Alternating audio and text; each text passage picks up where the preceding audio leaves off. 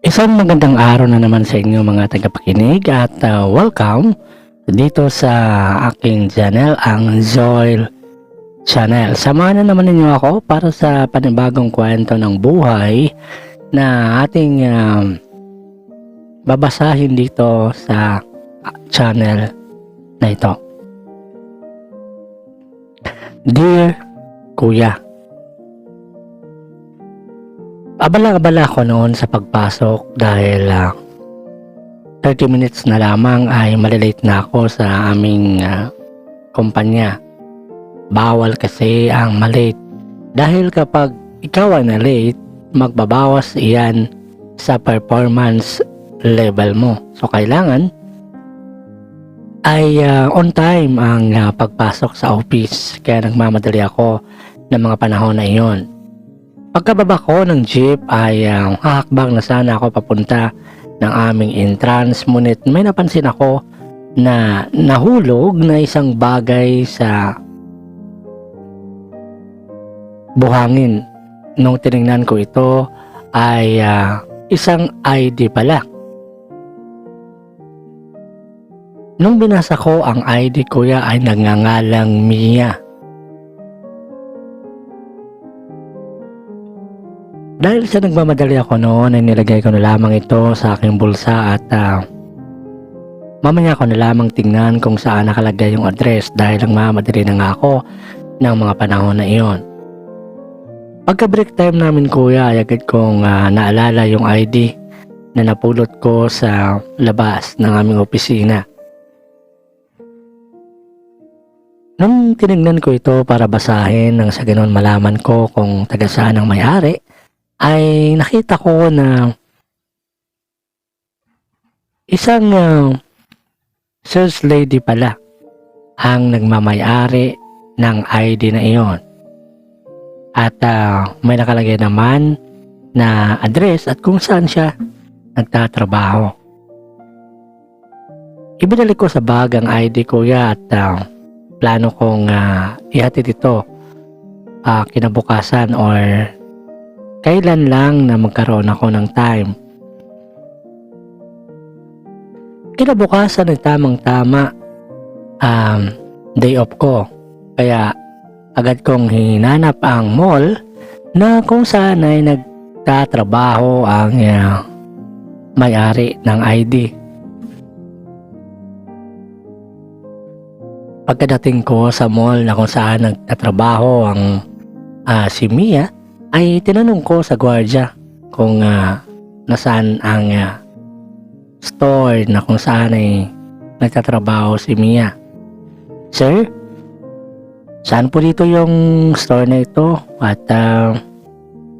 may nakahulog kasi ng ID niya at isusuli ko sana. Patingin nga, sir. Nung tinignan ng gwardiya ang ID na aking pinakita, ay agad niya tinuro sa akin ang isang butik. Andun pala nakatrabaho si Mia. Pagpunta ko sa butik na iyon, kuya, ay tinanong ko ang mga sales lady doon kung nandito ba si Mia. Sir? Wala po eh, dahil nag-absent. Nag-absent? Sige. Bakit sana, sir? Hindi. Isasoli ko lang naman sana tong ID niya na nahulog. Nakita ko sa labas ng opisina namin. Wala pa kasi siya, sir eh. Kailan siya babalik? Sabi ko sa mga kasamahan niya doon. Hindi pa namin alam, sir, kasi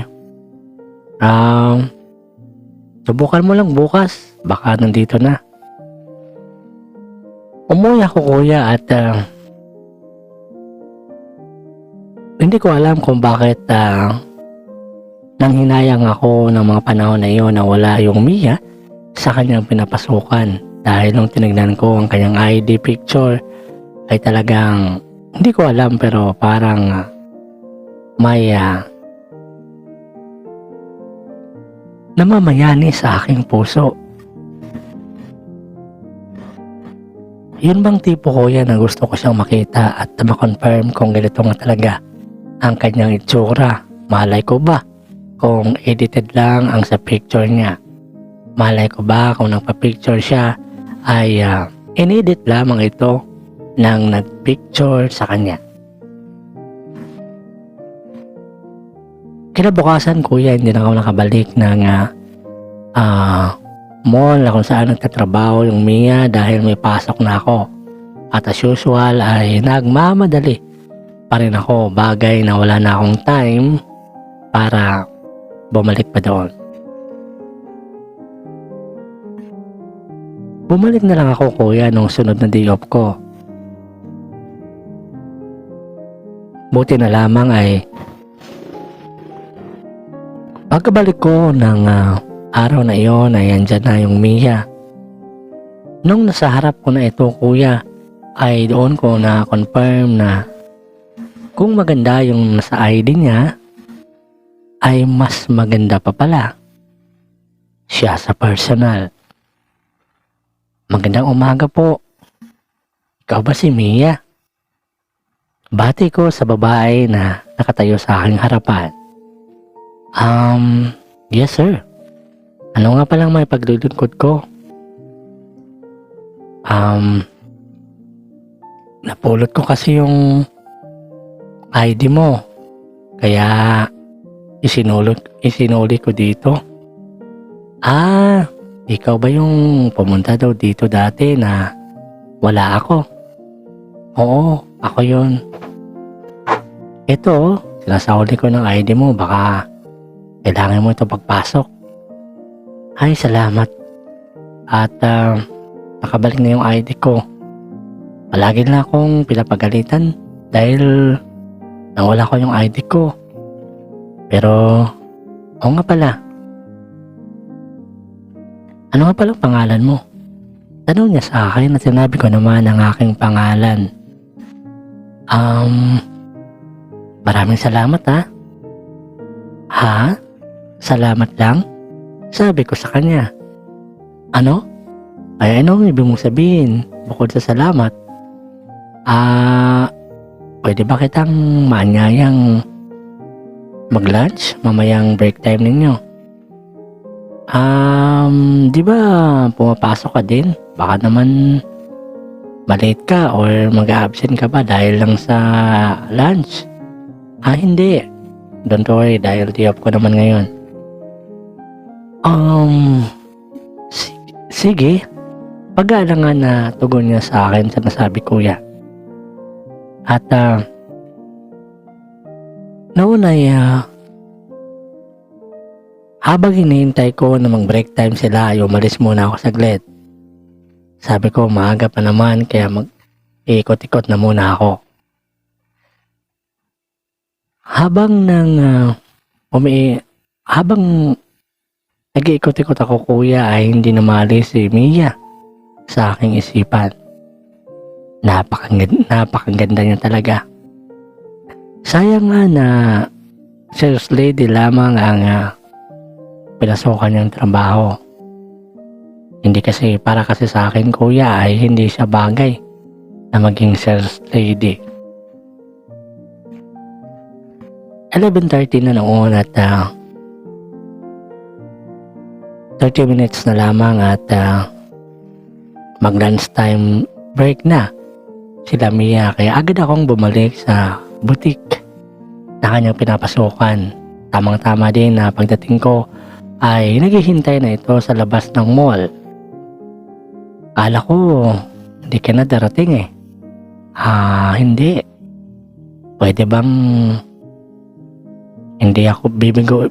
bang bibiguin ko ang magandang dilag na naghihintay sa akin? Ay nako, alam mo, ang corny mo. Sabi niya sa akin kuya. Hindi naman. Totoo lang naman ang sinasabi ko. Mabuti pa siguro tayo na. Baka gutom lang din yan, kaya kung ano-anong pinagsasabi mo. Let's go. Kumain kami kuya at tinanong ko sa kanya kung pwede ba kaming maging magkaibigan. Wala namang problema, para kaibigan lang naman. Mia? Yes? Wala bang magagalit kung sunduin kita palagi?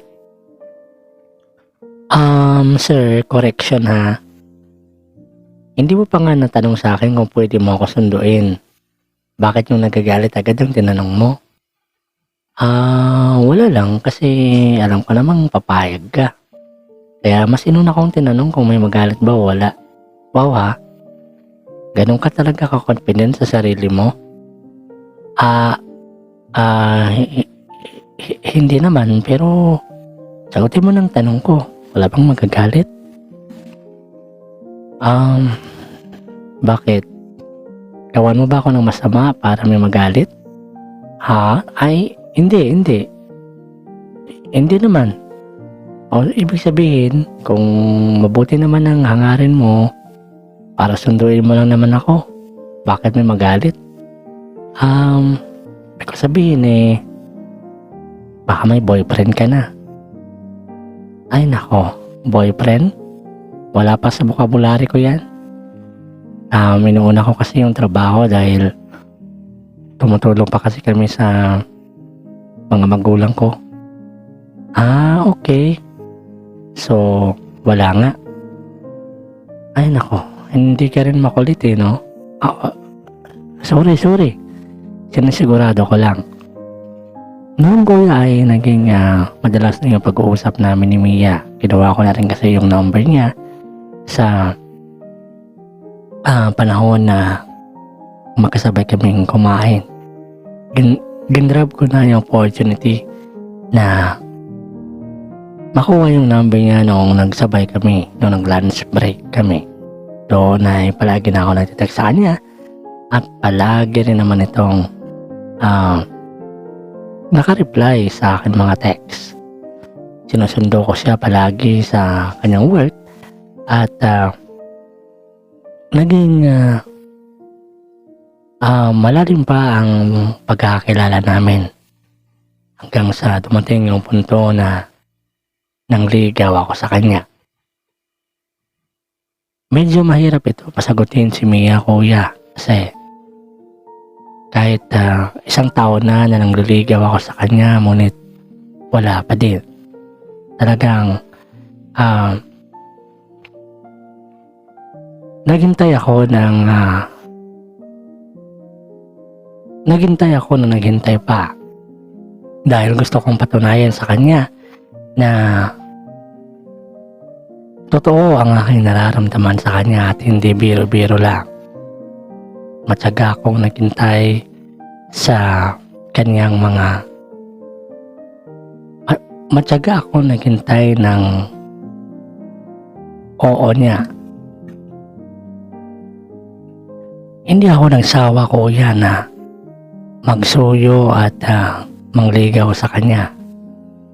Minsan nga ay nawawala na ako ng pag-asa, ngunit hindi pa rin ako sumusuko dahil napagtanto ko sa aking puso na mahal ko na talaga si Mia.